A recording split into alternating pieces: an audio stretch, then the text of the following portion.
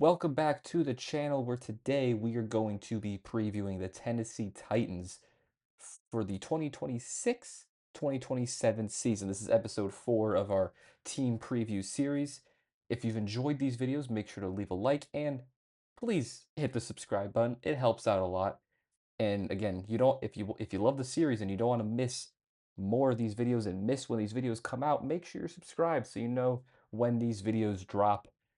Without further ado, without wasting any time, let's get into this Titans preview. So starting off with the coaching staff, three new faces when it comes to the main three coaching positions, right? They bring in Robert Saleh at head coach, Brian Daboll as their offensive coordinator, and Gus Bradley as their defensive coordinator. Starting with Robert Saleh, he was the defensive coordinator in San Fran from 2017 to 2020, gets the head coaching job from the Jets for from 2021 to 2024, and then gets fired and then goes back to the San Francisco defensive coordinator job last season. Now, first talking about his time in San Fran the first time, right? Had a lot of success as the DC in San Francisco, right? Shanahan's the main guy in offense, in charge of the offense. So the defensive coordinator is going to be in charge of the defense in San Francisco. Did a great job, gets him the head coaching gig for the Jets. Doesn't go great for Saleh as the Jets head coach, but it wasn't all bad. Right? He wasn't a horrible coach there. You saw promise as a potential head coach. I feel like maybe the offensive coordinator and the play calling on offense held the team overall back, whereas the defense still played pretty decent. The roster talent wise wasn't. Let me fix my camera. The roster talent wise wasn't always the best. Now, it's not amazing on the Titans either, but it's better than what he had to work with on the Jets. And then he gets fired from the Jets and he goes back to his DC job in San Francisco this most recent season and has a great year as defensive coordinator for the Niners. You saw all the injuries they had that year. Even their two best players on defense, Fred Warner, Nick Bosa, were injured. Plenty of other players struggled with injuries for the Niners, again, especially on defense. And their defense still played great under Saleh. Like I think there was they said something on a broadcast that like I think it was the Niners that they were talking about how like not a single one of their players playing was drafted by or I'm trying to figure out what the number was. It was like no one on this team was drafted by the Niners. Like they're all overall it was like they're all like almost leftovers, quote unquote, that they just picked up and got them playing super well last year despite all the injuries. And that gets him another head coaching job. So he goes from Niners DC head coach, Niners DC head coach. But I think he's going to be a lot better prepared here. I love the offensive coordinator hire that we'll get into in a little bit. He now has experience being a head coach. It wasn't all bad. He's got a better team around him. And I think all these different factors can really help him have a much better time, a much better tenure as the Titans head coach. So I like the hire. It's not maybe like the top head coach market or head coach on the market necessarily. But again, I just think with you when you look at what he did with that Niners defense, it makes the hire worth it, in my opinion. And again, as offensive coordinator, they bring in Brian Daboll. He won Coach of the Year, I'm pretty sure at one point. He was the Giants head coach from 2022 to 2025. He's got a lot of history at developing young quarterbacks very well, which is, bodes well for Cam Ward entering his second year. And I never really thought he fit as a coach. He seems like you don't want Dayball to be your head coach. You want him to be your offensive coordinator, be able to scheme up plays, which I think is he's very good at when it comes to that. He's just maybe not the guy you want leading the locker room. Where I think Saleh actually fits that. So I love the Dayball Dabble hire. I think it's Dabble. I'm not actually quite sure. I love the hire as that head coach. He's got good track record with young quarterbacks. You have a very young quarterback in Cam Ward. Great hire. And then they bring in Gus Bradley as their defensive coordinator. Super experienced. He's been all over the place. 60 plus years old. He was the Niners' assistant defensive head coach last year with Salah, who was basically Salah's assistant. He's been the Colts DC before then from 2022 to 2024.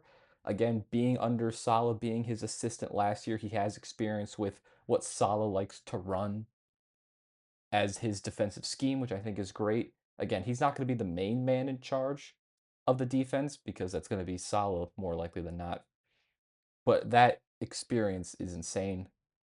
Dayball has a lot of experience, and I think they've brought in a ton of other coaches on this staff with tons of experience. I just think the only thing you don't want to do is bring in too many voices for Cam Ward. Just leave it to Brian Dayball and maybe his quarterback coach. But just having that overall experience on the staff, I think, could be very beneficial for a very young team, but a very ascending young team. So, well, again, Salah may not be that young offensive mind that all these teams are looking for with the Matt LaFleur or the Mike LaFleurs that got hired by the Cardinals, the Click Kubiaks that got hired by the Raiders. He may not be that. He's definitely more on the experience side and again the defensive side of the ball. But I think it was a great hire. Same thing with Dayball and Gus Bradley. So overall, I like the direction this coaching staff is headed in. And again, on top of that, all the other experience they have. Now, talking about free agency. So some of their losses we'll start off with. First, they lose Van Jefferson. They lose him to Washington last year. He wasn't super involved in the offense. He had about 300 yards, one touchdown. At this point in his career, he's just a okay rotational receiver, not quite what he was at the beginning of his career on the Rams. So not really that bad of a loss to lose him. Then they lose Chigoziem Okonkwo again to Washington. Now he actually never had like the biggest role in the offense, right? He was 14th last year amongst tight ends and targets. Now I think that's around his like talent range. He's probably at best like the 10th best tight end. And also not only that, but the Titans offense never really has been good.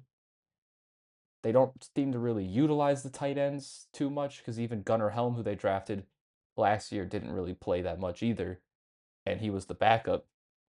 They just never really seemed like the team to really utilize their tight ends compared to other teams. Okonkwo is 26, so he still has some potential. We'll see what he does in Washington. I don't think it's the biggest loss in terms of they didn't use him that much anyway, and they don't seem to use their tight ends a lot. Now we'll see what happens with Brian Dayball, but I don't think it's the end of the world to lose Okonkwo and slot in Gunnar Helm as that next man in line to be your starting tight end. Because again, you drafted him last year. He's entering his second season. He showed a little bit. We'll talk about him later. So I don't really mind the Chigakonkwo loss.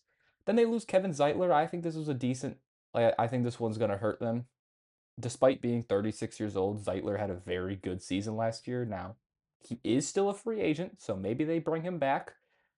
But I do think it's gonna be tough based on who they brought in to replace a guy like Kevin Zeitler, veteran in the locker room as well. Because again, 36 years old, ton of experience, been around the league. And again, despite being super old, he was very good. He was good last year, so that one's a tough loss. They also lose Lloyd Cushenberry. Wasn't the best last year, right? He's still a little bit younger, 26 years old. He goes to Buffalo, and he's now a backup in Buffalo. So you started Cushenberry last year. Now he goes to a different team where he's the backup. Now, granted, he's backing up Connor McGovern, who's a very good center.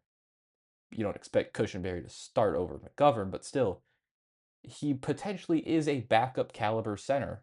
So, not the end of the world to lose out on him. They lose two edge rushers, Arden Key and Jihad Ward. Arden Key, veteran guy. He's had 10 plus sacks over the.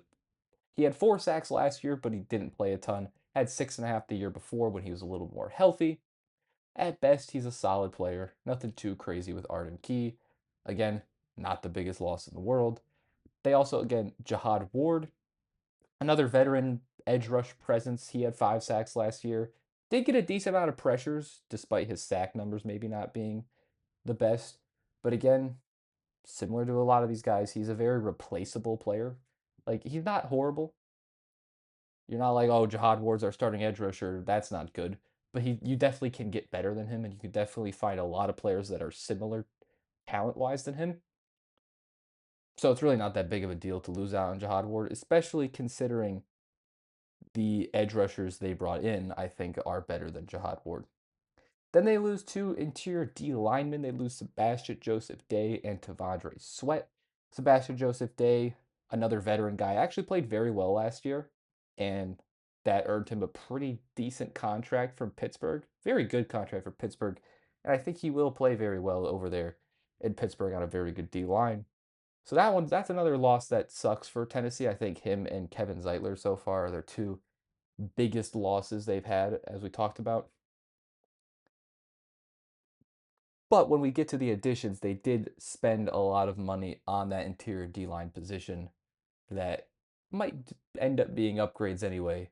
And then they also lose Devondre Sweat in that Jermaine Johnson trade that we talked about in our Jets video. They trade Devondre Sweat to the Jets. They get Jermaine Johnson in return. In terms of Devondre Sweat, he's 24 years old. He's one of the better young run defenders in the league, run defending interior D lineman in the league.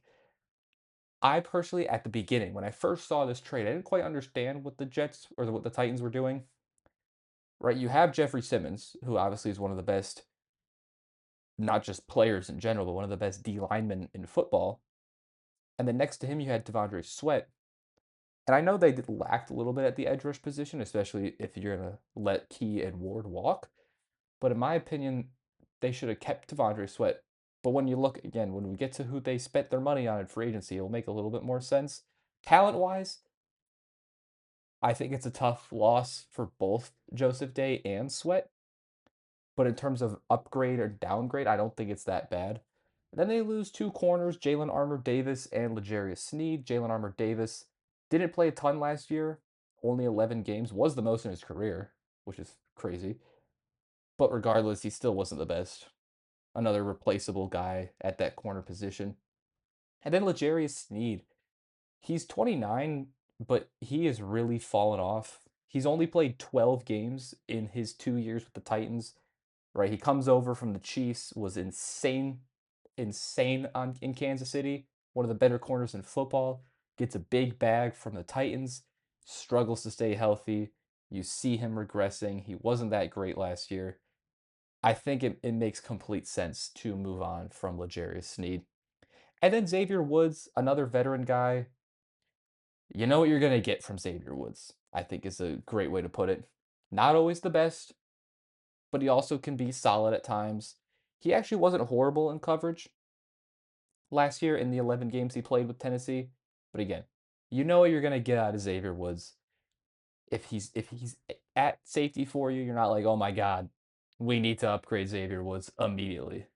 But you definitely can get better than Xavier Woods. He'll give up plays in coverage, but also make some plays in coverage. Fine player, not the end of the world to lose out on Xavier Woods. But now we could talk about the moves the Titans made to add to the team, the additions that they made, and whether these were upgrades or downgrades or neutral at certain positions. So first, they bring in Mitch Trubisky at quarterback. Now, the reason this is an upgrade is because he is going to be the backup to Cam Ward, and he is an upgrade over their backup they had last year. I'm taking Mitch Trubisky over Will Levis. I'm taking Mitch Trubisky over Brandon Allen as a backup. He's a very, like I said, he's a very good, serviceable backup. I mean, I know it's the last game of the season, and the Bills weren't playing for much, but you saw that game. Or yeah, the Bills weren't playing for much because he was on Buffalo. You saw that game he had against the Jets, 4 touchdowns, 0 interceptions. I mean, there's something there still in Mitch Trubisky as a very good backup quarterback. So I like that pickup. And again, it's an upgrade at his role compared to what the Titans had at that role last year. Then they bring in Wan'Dale Robinson from the Giants, give him a decent contract, 4 years, 78 million.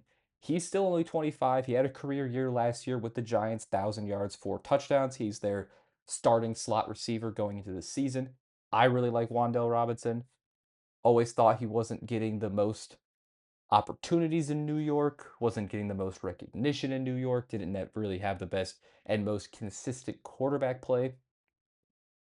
But now he comes over to Tennessee with Calvin Ridley, with Carnell Tate as the main starters there at receiver. He's got Cam Ward at quarterback. Brian Dabble, you'll notice, brought a lot of guys from New York over.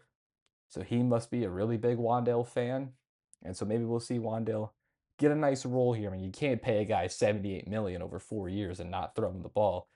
But I'm a big Wandale Robinson fan, and I love that pickup. And then their first round pick was Carnell Tate out of Ohio State.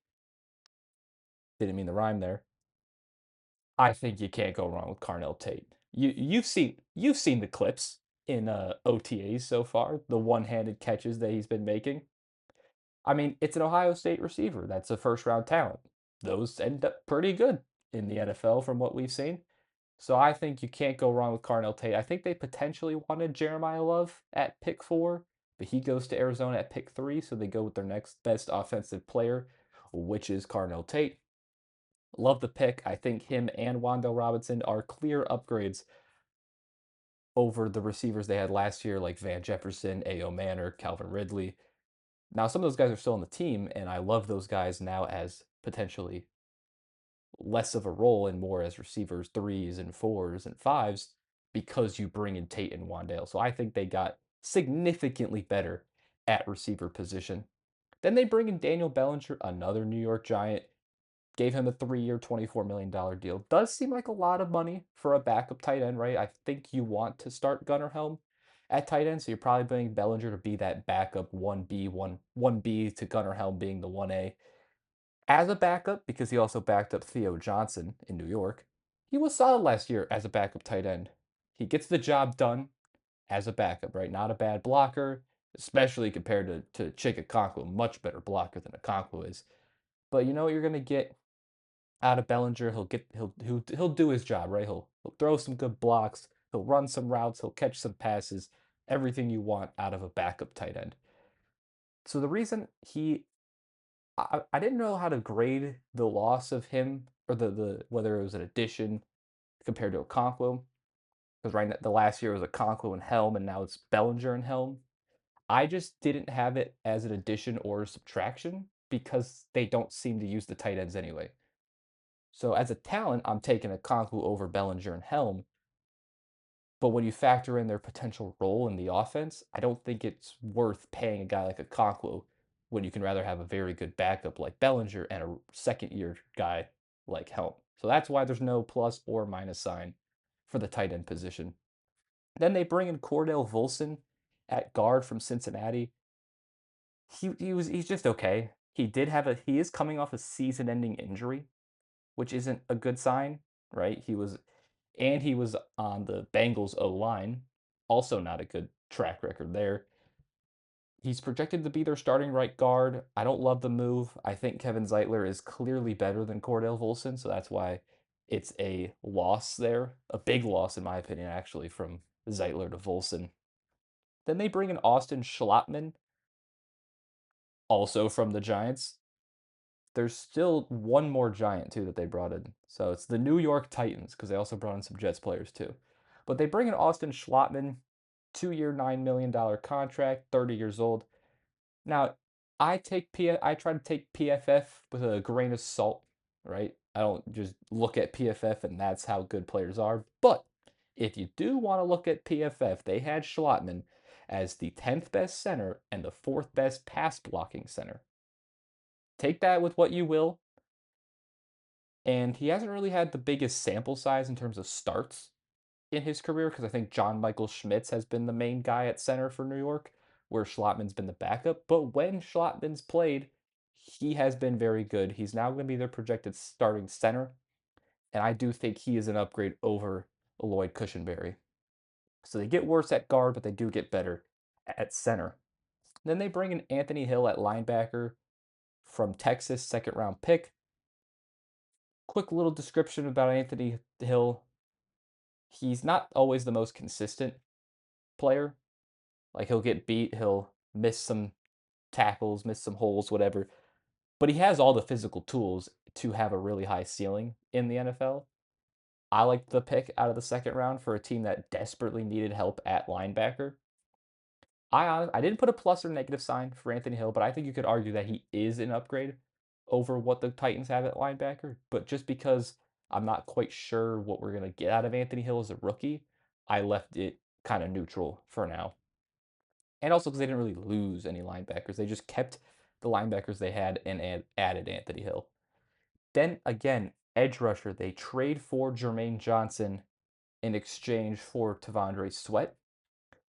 Talked about Jermaine Johnson a little bit again in that Jets video. 27 years old. He made the Pro Bowl in 2023. But since his Pro Bowl year in 2023, he's been injured. He's potentially seeing a little bit of regression because of those injuries. He is projected to be their starting defensive end. And I do have a downgrade on Jermaine Johnson because not that I don't think he's worse than Jihad Ward and Arden Key. I just think when you factor in the fact that you traded away Tavondre Sweat to get him, I just don't know if I like the move for Jermaine Johnson. But it's very minor in terms of how much worse they got at edge rush position. He has potential, but he's also shown that he can't be the most reliable player. Then they bring in two D linemen. They bring in John Franklin Myers and Solomon Thomas. I loved the John Franklin Myers pickup. 3 years, 63. Bring him over from Denver, where he's been great. 14 and a half sacks over the last 2 years. Just a very good D lineman.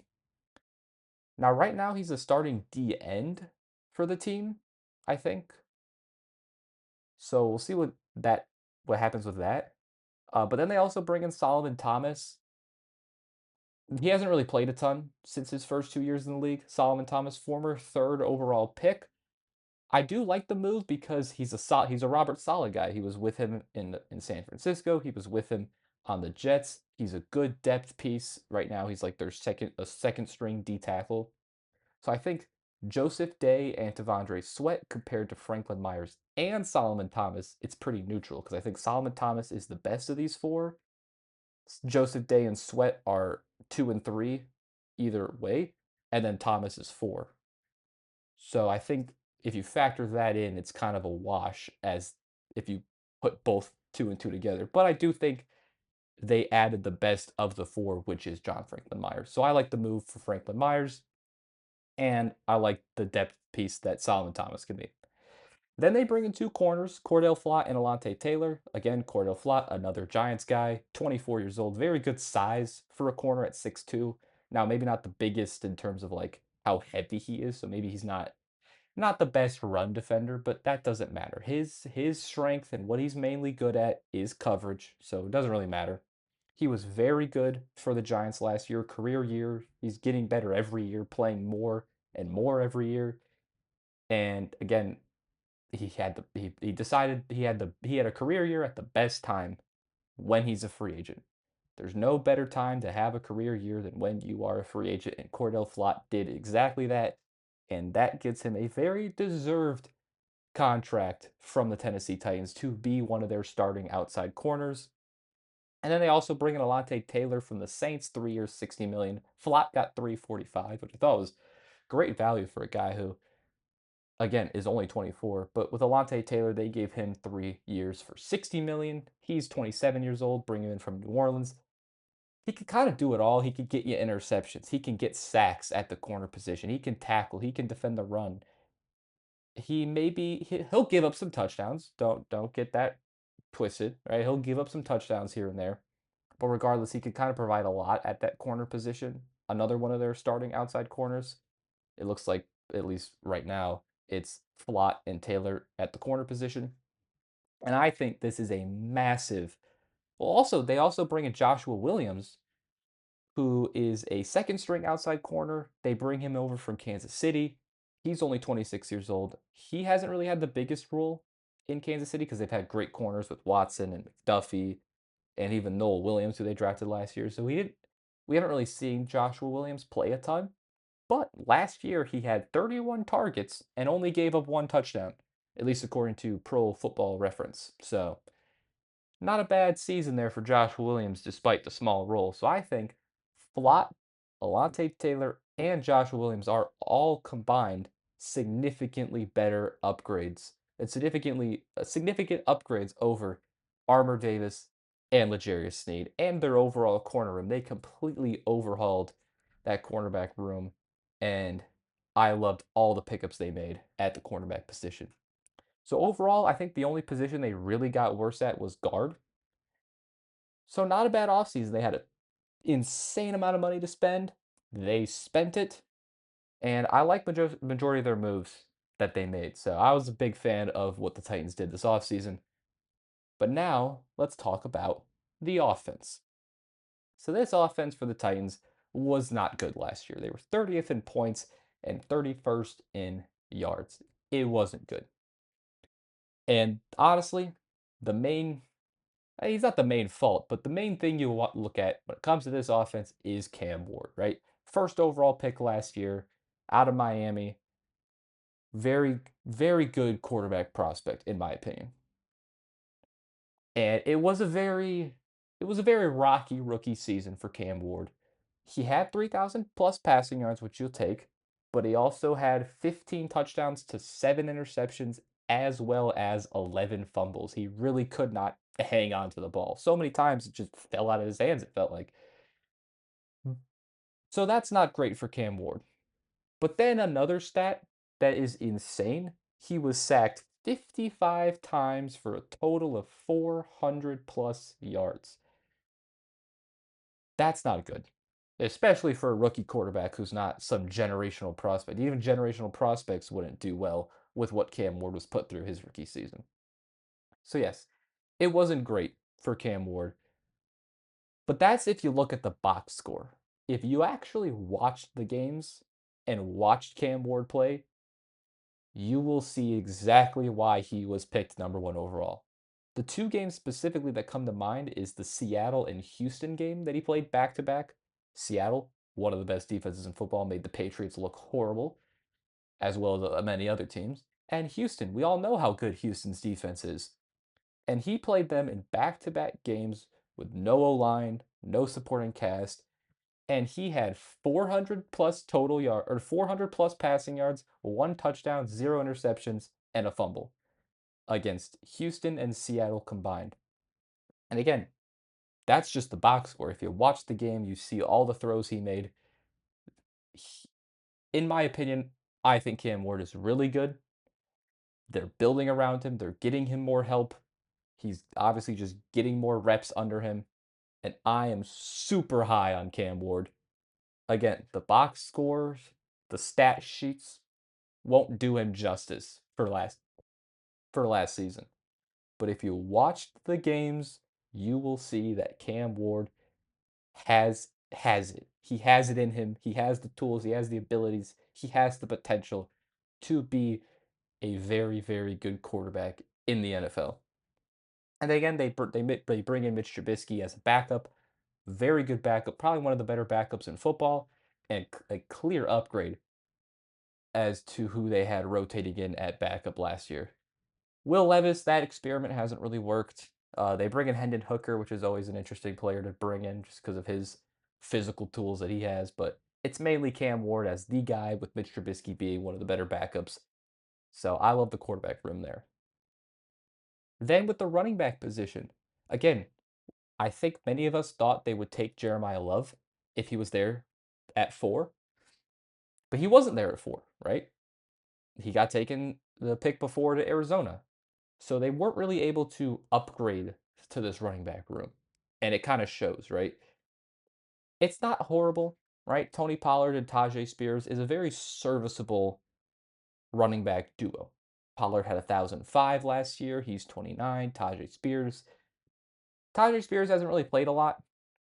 Hasn't had the biggest role or just hasn't really stayed healthy, but he's only 24. I still think Tajay has potential if he can just stay healthy. But again, Pollard and Spears, you know what you're going to get from those two guys, especially Pollard. He's a fine starting running back, but you definitely can get a lot better, and I think they potentially wanted to get a lot better with Jeremiah Love. But right now, it made sense to take Carnell Tate with Love off the board, and I think they maybe invest heavier into that running back position next season. But they did have a lot of other holes to address that are a lot more important to address than the running back position. So I'm not mad at them not going crazy at running back, especially with Love off the board. And then they also they did draft Nick Singleton from Penn State out of the 5th round. He could be a good pass catcher. He has a lot of potential as a good blocker, like picking up blitzes. So you could really see him in those third down situations, right, where you want him potentially coming out of the backfield or where you want him picking up a blitz. Very good receiving back and very good passing down, passing situation running back. And he also had a little bit of kick return experience in college. Now we'll get to special teams in a little bit. And when we get to that, you'll realize you don't need him to return kicks at all, basically. But he does have experience returning kicks in college, as you know, because it was him and Katron Allen there at Penn State. They kind of split the role there. But I like the Singleton pickup as your third string running back. They also bring in Michael Carter. As a fourth string running back, I like Michael Carter.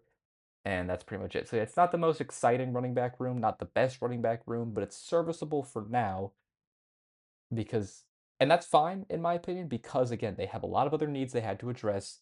So just running it back with this very serviceable running back room, I don't hate it at all. Then talking about the receivers, we already talked about Wandale Robinson, already talked about Carnell Tate. They retain Calvin Ridley, not retain, but they keep him on the team. Now, Ridley, he was hurt all of last year, or majority of last year, so we didn't really see too much from Ward to Ridley. But the year before, when he was healthy, when the quarterback room for Tennessee was a mess, he had 1,004. So not really that bad. And I think Calvin Ridley now being their potential third option at receiver behind Carnell Tate, behind Wandale Robinson, I think is going to be so much better for Calvin Ridley. He's not quite the same player that he was in Atlanta, right? Or even in Jacksonville with the injuries, with the age. But again, as that third best receiving option, instead of being the number one that Cam Ward has to throw to, I think it's very good for Ridley. And I think this role fits him a lot better. And then they also have Alec Ao Manor, who they took in the 4th round last year out of Stanford, bigger receiver, right? I mean, the main thing that you saw from Ao Manor in college was the crazy game he had against Travis Hunter. But last year he had 500 yards, 4 touchdowns. Again, he could be a very good third to fourth option. He was honest because of Calvin Ridley's injuries, he kind of was the number one there for Tennessee.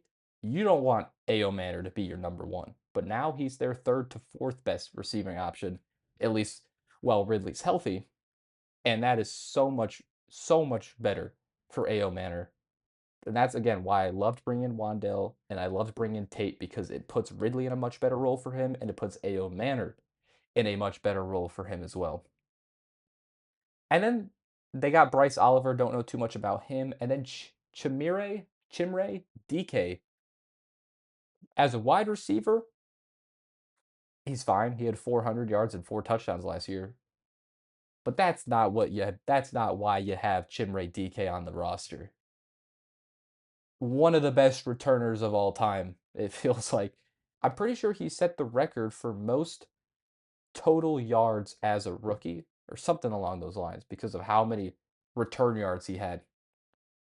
Again, as a receiver and as your 5th best receiving option, he honestly isn't that bad. He showed you a little bit as a wide receiver, but again, his main role is special teams. Then at tight end, again, they bring in Daniel Bellinger, very good backup tight end slash tight end two.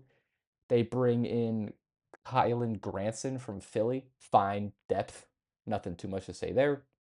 The main question and the main topic of this tight end room is Gunnar Helm. Last year, he had 350 yards, 2 touchdowns as the backup to Okonkwo. Not only is he a backup to Okonkwo, but he's a backup to a tight end that didn't get used a ton. So obviously, he didn't get used a ton in his rookie season. But he did show you a lot of what you saw coming out of college. Got good hands. He could be a solid blocker. Again, he's ideally probably a tight end too for you. You'd probably rather Gunnar Helm be your backup tight end, but right now he potentially is a starter because outside of him, it's Daniel Bellinger, Kylan Granson, Jaron Kanak, David Robinson Martin, and Joel Wilson. I'm taking Gunnar Helm out of all those guys. But I do think that at least this season, he has potential to not be a bad tight end one. Whereas while you might want him as a tight end two, he could be your tight end one this season. And considering all the additions they made, all the help, him being your tight end one is technically being your fourth best receiver option, maybe even fifth best receiver option. So while he's tight end one, he's not the focal point of the offense. And I think he actually can have a pretty good year this year, now stepping into that true starting tight end role. So overall, as the offense, it was horrible last year. Oh, wait, I forgot about the O line. Sorry about that. So, talking about the O line, we talked a little bit about Austin Schlottman. Love that pickup. Cordell Volson, not so much. They have Peter Skoronsky, who they took in the first round in 2023. Very good left guard. I love what I've seen from Peter Skoronsky so far in his career. Only 24 years old, has so much more potential. You're set with Skoronsky at left guard. Jason Latham at right tackle, who you took in the first round 2 years ago.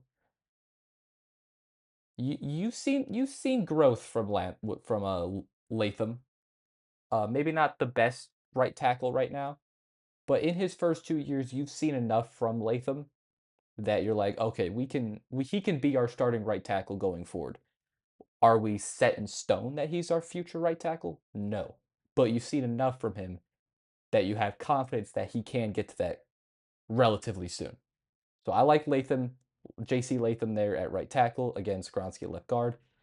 Dan Moore, however, at left tackle, he had a very good year in Pittsburgh, gets a big contract from Tennessee, and does not have the best season last year at left tackle. I mean, again, you saw Cam Ward's numbers, 55 times sacked for 400 yards. It was not the best year for Moore coming off that contract, but he's still only 27. He can still probably get back to that version of him that we saw that got him this contract, especially with a little bit more help on the O line. But yeah, it wasn't great for Dan Moore, so I will have to see more from him. But right now they have a great left guard, good center, promising right tackle, and there's just a little bit of question marks at that left tackle and that right guard position. But overall, this offense was very bad last year. Should be significantly better. They spent a lot of money on it. Love the Tate draft pick. Love the Wandell signing. Love the Schlottman signing. Love the Bellinger signing as a backup. And I think it should be a significantly better offense, especially with Brian Dabble calling plays too. I'm expecting a big year two from Cam Ward. But now we got to talk about the defense. So we already talked about a lot of these players because they spent a lot of money on the defense and made a lot of moves on the defense that we discussed in the off-season section of this video. Starting off with the D line, again, love the John Franklin Myers pickup. Very, very good D tackle last year for Denver. Love the move. Solomon Thomas as your second string D tackle. Very good depth. Solid guy. And then talked about Jermaine Johnson. He may not be. How much of his 2023 Pro Bowl self is he, and how much of that are we going to see? Not quite sure. However, he's still a good player with still some potential. And so those are your sort of DNs that they brought in, and I guess Solomon Thomas. And now looking at the interior wise, they obviously have Jeffrey Simmons. We know how good Jeffrey Simmons is. There's not much analysis that needs to be made with Jeffrey Simmons. He had a career best 11 sacks last year. He made All Pro as well as Pro Bowl. He's one of the best D tackles in all of football. No complaints, no talking points with Jeffrey Simmons. We know how good Jeffrey Simmons is. Then they actually bring in Jordan Elliott, who I forgot to mention in the offseason port. They bring him in from San Francisco. He's again projected to start alongside Simmons in that front. I mean, at best, he's good depth. Now he's their starting D tackle. But him, Solomon Thomas, and Jackie Marshall, who they took out of the sixth round as a three-man rotation alongside Simmons, isn't that bad. And guess what? You could probably put in, right now it says Franklin Myers is their D end. You could probably put Franklin Myers at D tackle and then have Keldrick Folk, who they took in the first round out of Auburn, start at edge rushers and have it be Folk, Myers, Franklin Myers, or Folk, Franklin Myers, Simmons, Jermaine Johnson. I might like that a little bit better. And again, we're in June, so depth charts are not even close to being finalized. But as depth piece, I don't mind Jordan Elliott at all. And then we mentioned him earlier, or a little bit. Keldrick Folk, their first round pick. I would like to see him again take that starting edge rush role, put Franklin Myers on the interior alongside Simmons. But just as an edge rusher in general, again, out of Auburn, first round pick, very good athlete, very long frame. Might not be the strongest guy, right? He'll probably beat you a lot more with speed rush moves, right? Instead of he's not gonna bull rush you, he's not just gonna run you over, but again, he's got the frame to really be a good edge rusher. He's got the athleticism. I like the potential there with Keldrick Folk, especially being a late first round pick like I think he was. Right, you're not going to take him at their fourth pick like they took Carnell Tate, but as that pick they got him at, I like him. And then they have Oluwafemi Oladejo, their second round pick, I believe, out of UCLA last year. He really didn't play much at all.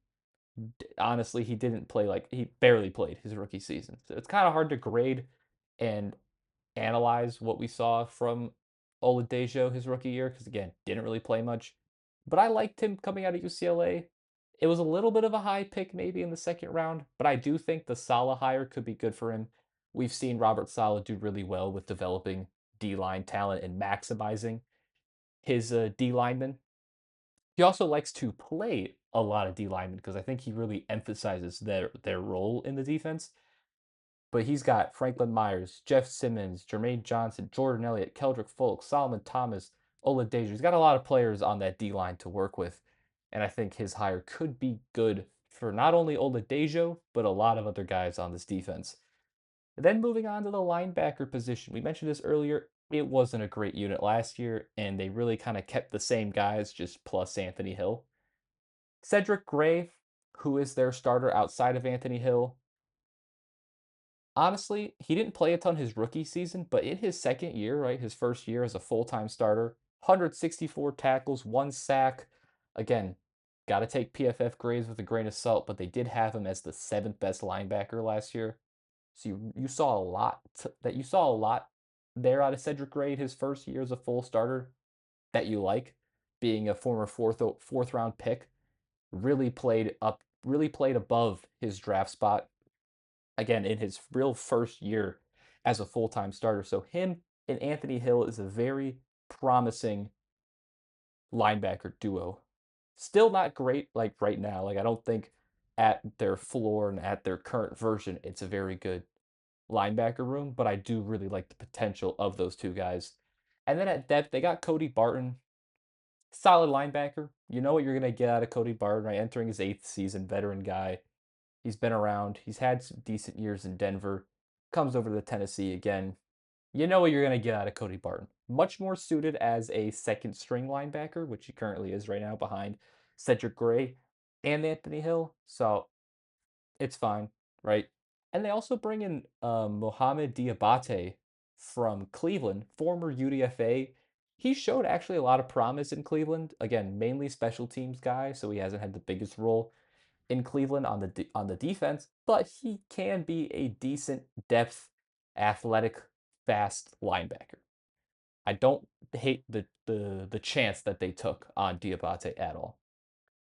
Now moving on to the cornerback room. Obviously, we talked about Cordell Flott and Alontae Taylor. Very good outside corner duo. Love those two pickups. And Joshua Williams as well as some depth there. Love that. Outside of those guys, Marcus Harris was a sixth round pick last year. Didn't really play that much as a rookie. But honestly, for a sixth round pick, was very good when he did play. Another guy that got 31 targets and had a very low passer rating allowed, didn't give up a single touchdown. Again, small sample size, so we'll have to see what he does in a bigger role as the projected starting nickel going into this year. But I really liked what I saw out of Marcus Harris, and I think a lot of Titans fans, let me know if this is right or not. I think a lot of Titans fans really liked what they saw out of Marcus Harris, and I'm super glad that he is now going to get a much bigger role going into year two, at least what it seems like. At the other corners to talk about, uh, Michael Robinson, who they picked up off of Green Bay's practice squad, showed you something, showed you a little bit in his small sample size from last year. Don't know too much about uh, Eric Hallett II or Kedrian Callaghan. But again, they completely overhauled this cornerback room. Alante Taylor, great pickup. Cordell Flott, great pickup. Marcus Harris, now in a bigger role, really like him. Joshua Williams, good depth. I love their cornerback room going into this season. And then at safety, Amani Hooker's been there for a while, fourth round pick from 7 years ago. He had a great year in 2024, five interceptions, elite in coverage. And it wasn't his best year last year. Still a good safety overall. Like he's still a very solid and underrated safety. But I could think that part of the reason why he wasn't the best in coverage last year could just be because he wasn't on a good secondary. Didn't really have a lot of talent around him. But I think we should get a much better bounce back year from Amani Hooker. And then Kevin Winston, he showed you enough in his rookie year coming off of a major injury that you're confident heading into year two with Kevin Winston. Again, I mentioned before, I think the Robert Saleh hiring could be really beneficial for a lot of these guys. And I think especially with a guy like Kevin Winston, who seems to be a guy that you've got to find his role in the defense. If you put him in the wrong role, he's not going to be very good for you and he's not going to really have a lot of use for you. But if you can find that right role for Kevin Winston, he could be a very good, impactful player in the run game, up close to the action. So I like the Kevin Winston pickup, and I think you really saw that that injury that he had coming into the season, like that he had at the end of college, didn't really affect him too much. And I don't think you should be worried too much about that injury. And I think again, if they can maximize his role, which I think the Salah hire could help with that, I think Kevin Winston could be in for a good year too. And they also bring in Tony Adams, who's good depth, only 27 years old, as a backup safety. And again, with the potential injury concerns with a Kevin Winston, even with an Amani Hooker getting some good depth in Tony Adams, good pickup. Overall, this Titans defense has been a lot better over just recent history than their offense. They were 28th in points, 21st in yards. And now you have a very good defensive minded head coach. You spent a lot of money on this defense, a lot of resources. I like a lot of the players. I think this could be a I wouldn't say top 10 defense, but I think it could very well be a top 15, 16 defense next year. Quickly going across the special teams, speaking of best in the league, I think this could be one of the better special teams units in all of football, right? We already talked about Chimere Dike, one of the best returners as a rookie last year, and Tommy Townsend, who they bring in from Houston as their punter, one of the better punters in football. The only downside of this special teams unit is definitely Joey Sly. He's bounced around the league. He had he made 80% of his field goals last year. As a guy who's watched Joey Sly be a kicker for his favorite team, it's an up and down experience, right? He's jacked. Joey Sly is a huge dude, and he can kick it from 65 plus easy. Maybe 60 plus easy. Distance is never an issue with Joey Sly, but the accuracy is definitely something that wavers from time to time with Joey Sly. He's a fine kicker, but you definitely got to get ready for some potential inconsistencies with Joey Sly. But again, because of Chimere DK, because of Tommy Townsend, and because Joey Sly can be good at times, it should be a very good special teams unit. And now finally, the record. So I have the Titans floor at 3-14. I have their ceiling at 9-8. bringing their final prediction to 6-11. It's a very tough schedule, right? You play the AFC North. Ravens are never easy. Bengals are never easy. And the Steelers are always a quality team, right? You obviously play your own division. Jags and Texans are very good in that division. And the Colts are not a bad team at all either. They also play the Lions, which is a tough matchup. They play the NFC East, which Washington, the NFC East, the Eagles are always good. Dallas can always be good. And then for not great teams like Washington and the Giants, they are good for not being the best teams in the league. So it's a very tough schedule. And that's why their floor is at 3 and 14 because I only see very few games and I'm like, okay, I like Titans in this one.